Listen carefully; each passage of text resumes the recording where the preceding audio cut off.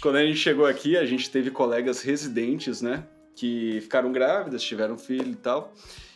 E a gente descobriu que era muito diferente. Nisso daí no Brasil, inclusive, é muito melhor, né? Exatamente. Então hoje a gente vai contar para vocês um pouquinho de como é que funciona a licença maternidade e licença paternidade aqui nos Estados Unidos. Bom, a gente vai falar aqui daquilo que a gente conhece e vive, né? Que é a licença durante a residência.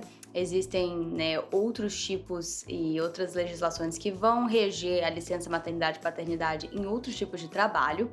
Mas, para que vocês saibam, existe uma lei americana, né, uma lei federal, que meio que regulariza a questão da licença maternidade e paternidade. Essa é uma lei que não é muito antiga, é de 1993, chama Family and Medical Leave Act, e essa é uma lei, como eu falei, de 93, e é a única lei do país que prevê licença maternidade. Mas ela tem várias peculiaridades. Por exemplo, essa lei prevê que a mãe, ou na verdade o pai, a pessoa que tem um filho, seja ele por nascimento ou adotivo, pode ter até 12 semanas de licença que é unpaid, ou seja, não paga. Você vai ter 12 semanas sem receber do seu empregador.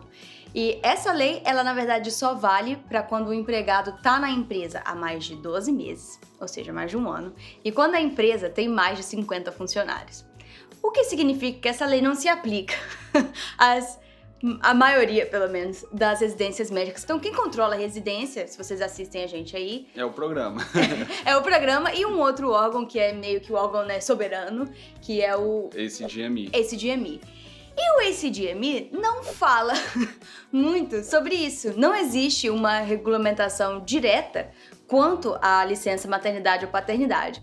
Eles falam, sim, que os programas têm que expor aos candidatos por escrito, tanto na entrevista quanto no contrato, e pra ser sincero, eu não lembro muito bem de como que isso foi abordado nas nossas entrevistas, porque se eles abordaram, eu não prestei muita atenção. Talvez estivesse no contrato, mas na época a gente, com certeza... Na verdade, no contrato, pelo menos o meu contrato atual, né, o contrato da Temple, está, porque eu olhei antes de fazer esse vídeo, então tá lá, né, mas é algo que é muito abrangente.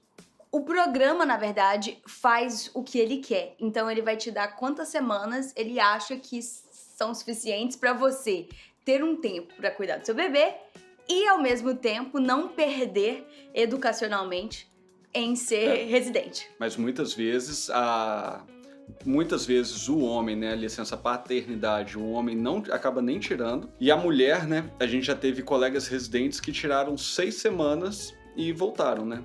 Então, menos de 2 meses. Exatamente. De uma maneira geral, os programas têm, pelo menos os 3 pelos quais eu já passei, que eu conheço, eles têm a mesma política.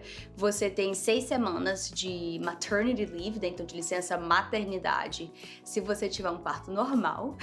E você tem 8 semanas se você tiver um parto cesáreo. Acho que eles colocam aí um tempo maior para você se recuperar da cirurgia. Podendo ser estendido, né? Eles podem ser estendidos com o seu período de férias, mas isso daí vai depender muito de cada programa. Se o programa vai deixar você fazer isso, né, tipo, acumular suas férias e tirar mais 2 semanas ou 3 semanas, né, dependendo do quanto de férias você tiver, e meio que somar isso à sua licença maternidade. Quanto à paternidade, é ainda pior, né, ou ainda mais curto. Tem programas que te dão dias, a gente teve... O fim de semana. O fim de semana. A gente teve um colega, lembra do Chris? A gente teve um colega que a esposa teve o 2º filho, ele era R1, e ele tirou, assim, nem sei, tipo, 3 dias, que eu acho, sei lá, o menino nasceu na quarta-feira, aí falaram, né? Tava de plantão. Eu fui ver a esposa dele. Exatamente. E tal. Aí disse assim, beleza, tira o resto da semana aí, a gente dá um jeito, mas na segunda-feira ele tava de volta. E eu tenho um colega que a esposa teve neném no dia 1º de janeiro, esse ano, e ele teve, pelo nosso programa, 2 semanas de paternity leave. Essas licenças, durante a residência, elas geralmente são de paid work, né? Então você não deixa de receber como residente. Existe uma papelada, e eu perguntei isso hoje lá na minha residência, esse meu colega, se ele teve que fazer alguma coisa, preencher documento, né, meio que provar por que ele estava saindo, e ele me falou que sim. Então existe uma papelada, né, formulários, burocracias que você precisa preencher, e isso passa pela coordenação da sua residência, pelo DME da sua residência, que é um órgão que também meio que coordena a residência junto com o programa, e aí eles aprovam, né, esse seu pedido, e você acaba, né, tendo quando é necessário. Então, independente do tanto de tempo que você vai ter, não é suficiente. São, né, no máximo, vamos colocar 2, possivelmente 3 meses, com muito esforço, que você vai conseguir de licença maternidade se você tiver um filho como residente. Muitas residências também, por questões de saúde, vamos dizer assim, né? Questões, health related. Elas permitem que você até tranque a residência. Então, se por um acaso uma mãe, né, quiser ficar mais tempo, tem como ficar. Claro que não está recebendo e claro que vai ter que pagar depois. Isso às vezes acontece também. Então, se fosse para pessoa formar em junho de 2023, aí acaba que vai formar, tipo, 2024. Isso aí, como o Igor falou, né, vale tanto pro maternity leave quanto pro sick leave, né? Se você ficar doente ou se você precisar de se afastar por qualquer outro motivo. Exatamente. Uma curiosidade, depois que você termina a residência aqui, se vocês não sabem, né, você faz como se fosse a prova de título, que eles chamam de boards. E cada board tem autonomia para dizer o quanto de tempo que eles permitem que tal residente seja afastado por qualquer motivo, seja maternidade, paternidade ou doença, para sentar para fazer a prova do board.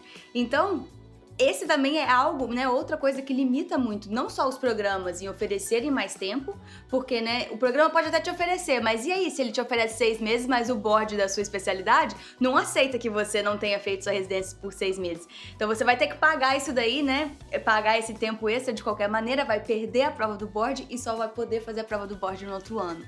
Então, e a prova do board geralmente acontece em setembro, final de setembro, início de outubro, para a maioria dos boards, que aí 2, 3 meses depois que você forma. Ou seja, não tem como você ter mais de 2, 3 meses realmente sem estar, né, atuando como residente. E existe um estudo do JAMA que mostra o quanto esse tempo aí de licença maternidade e paternidade influencia a vida do residente. E 40% das residentes mulheres consideraram largar a residência por conta desse tempo aí que eles dão, né?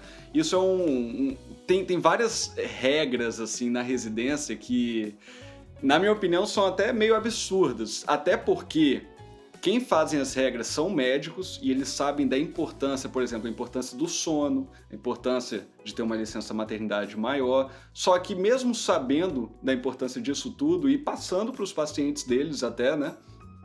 Na prática, eles não seguem e não fazem com que as pessoas que estão sendo treinadas sigam algo saudável. E a gente, né, para fazer esse vídeo, fazendo uma pesquisa, né, a gente estava vendo sobre o tempo de licença maternidade e paternidade em outros países, e como vocês vão ver aí na tela, os Estados Unidos está lá embaixo, porque realmente não existe nada que obrigue o empregador a te dar especialmente uma paid leave of absence, né? Uma licença com você recebendo um salário, seja ele por qualquer motivo. O vídeo de hoje, então, foi mais essa curiosidade aí pra vocês. Espero que tenha sido informativo, né? Pra vocês verem que nem tudo é melhor aqui, nem tudo é perfeito, né? E a gente sempre tenta trazer alguma coisa que... faz o contraponto. Não, que quando a gente chegou aqui foi uma surpresa. Essa daqui foi uma delas também. Certeza. E se você, né, sabe que você tem a intenção de se tornar pai ou mãe e quer ser residente aqui, pra você saber que isso tem que estar no seu contrato. E se eles não te falarem, você tem que perguntar, é o seu direito perguntar durante a entrevista e o programa tem que te responder qual é a política daquele programa. Então a gente se vê na próxima, galera. Até mais.